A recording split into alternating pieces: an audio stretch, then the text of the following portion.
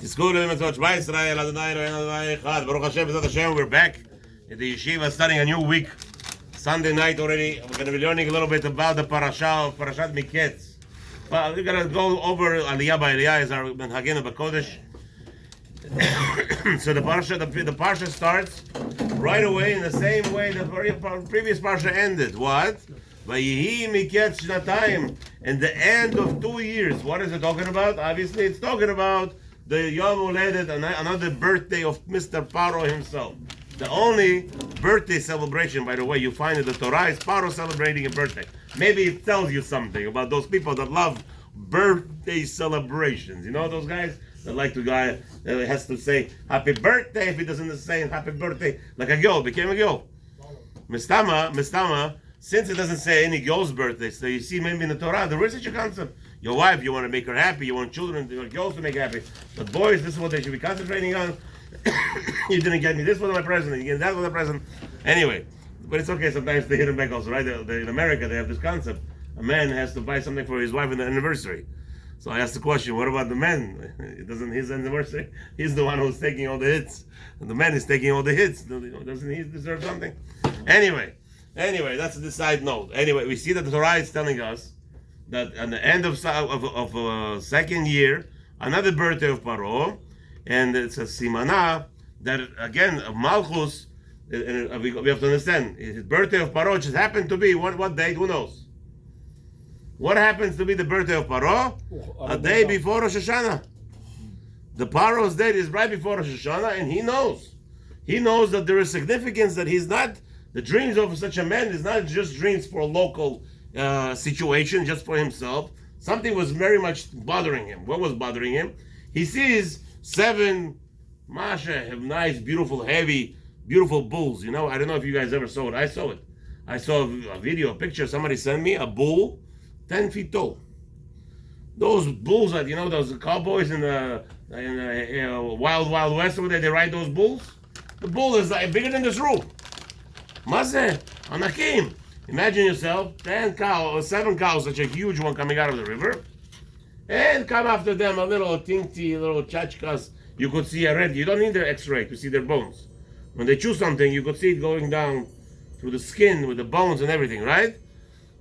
Says Paro, he sees them in a dream. Those skinny ones swallowing these big, huge bulls.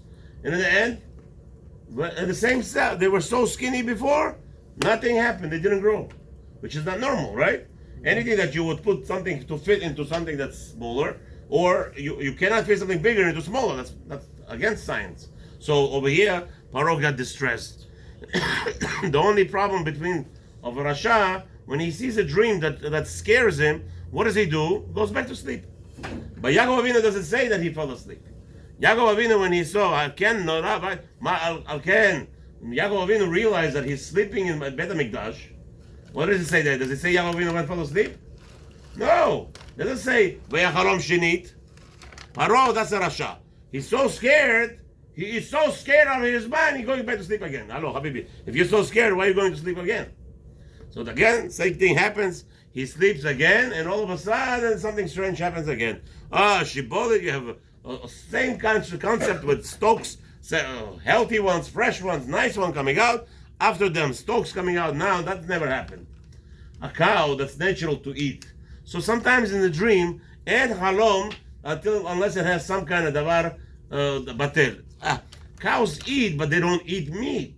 So obviously something was strange with the skinny cows swallowing the big cows, but that's there's nothing that Halom says that doesn't have to be strange. So it's understandable. It's in the same parsha of eating. But stokes, you ever saw stokes eating something? Not like one of those new movies they have from the galaxies and the plants eating humans, all those things. No, we're not talking about that. Regular stokes coming and swallowing stokes, right? Somebody says, Rabbi, you're so advanced, you know so many things. Yeah, we know. We've been all this garbage, everything is out there. You go to a doctor's office, you see everything in front of you. Anyway, so what's happening? And the worst part is, again, Paro is not so scared. He goes to sleep in the morning. Why is he so angry? Why is he so nervous? So he saw 7 cows swallow 7 cows. Okay, it doesn't make sense. As we said already many times, the Torah tells us, Gemara tells us, dreams will have something shaved. They'll have something that's not there, something abnormal. But over here, Paro is very much worried. So, Midrash goes into different explanations. One of them says you'll conquer 7 countries, and then you'll lose 7 countries. One of them says you're going to have 7 daughters, and you're going to lose 7 daughters, cows, the whole thing over there. Paro is like, hello, babies, if you don't give me an answer, I'm going to chop off your heads. Stop giving me wrong answers. What happened all of a sudden? Who is our best friend from last week? Sarah Mashkim. What is that? Why is he so best friend? Because that's what evil is. Vishkacheu. One thing you forget. One thing you forget. This Sarah Mashkim was so evil. Okay, you forgot. No. Velo Zachar, that means I forgot. I don't remember. Yosef, which is, Yosef just saved your life. Habibi, you're sitting and you're giving a cup. Every time you serve a cup, you remember Yosef, obviously. No, lo Zachar, beseder.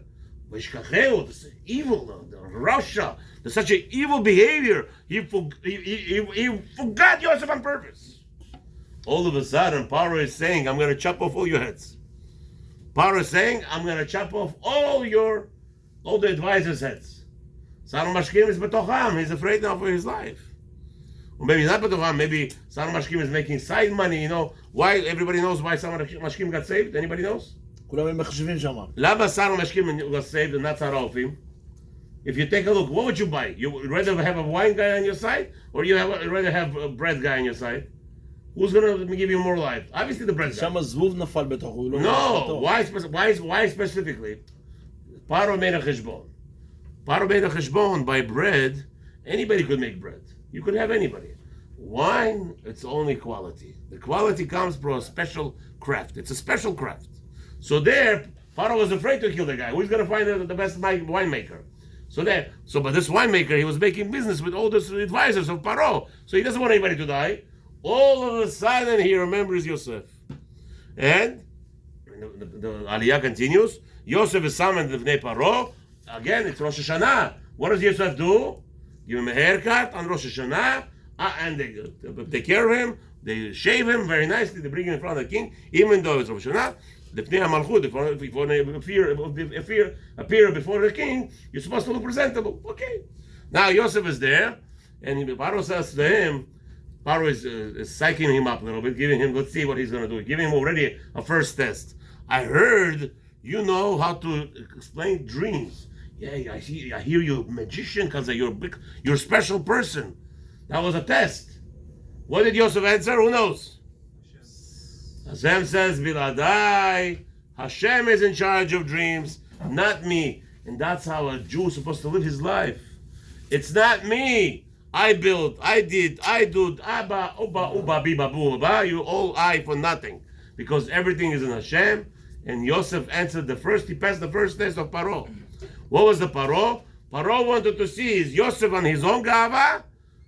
Or he's led by somebody else?